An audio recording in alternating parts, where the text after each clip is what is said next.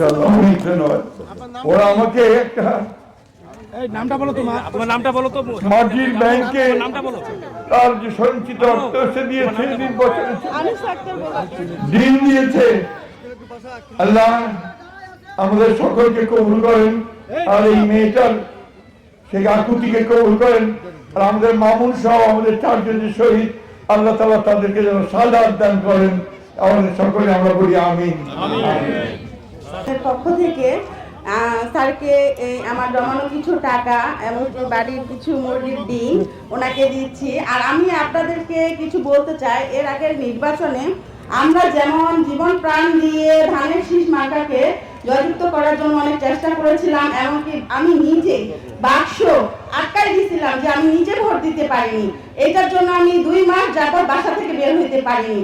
কিন্তু এবারও আমরা চাবো যে মা বোন চাচা চাচিদেরকে সকলকেই আমি বলবো, এই ধানের শীষটা যে আছে 12 তারিখ পর্যন্ত আমরা সকলেই পাহারা দিব, বাক্স পাহারা দিব। 12 তারিখের পরে এটার দায়িত্ব নেবেন আলমগীর স্যার এবং তারেক রহমান ইনশাআল্লাহ।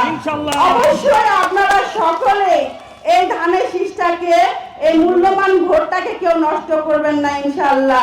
আপনাদের কাছে অনুরোধ, আমার ভাই আল মামুন শহীদ উনি হয়েছেন, উনি কিন্তু বিএনপির জন্য অনেক কিছু করেছেন। আমার ভাই একটা রাত ভালো করে বাসায় ঘুমাইতে পারে নাই, আমার ভাইকে কত জায়গায় যে লুকাই থাকতে হয়েছে, এবং কি বিয়ে করছে, বিয়ে নতুন বউকে রাখতেও বাইরে ছিল, কিন্তু তার এই স্মৃতিগুলো আমাদের এখনো কাঁদায়।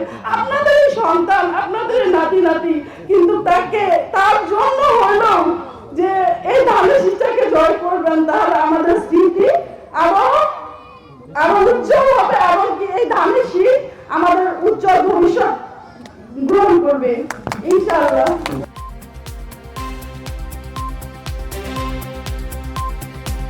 দিনাজপুর টিভি, মানুষের জীবনের কথা বলে।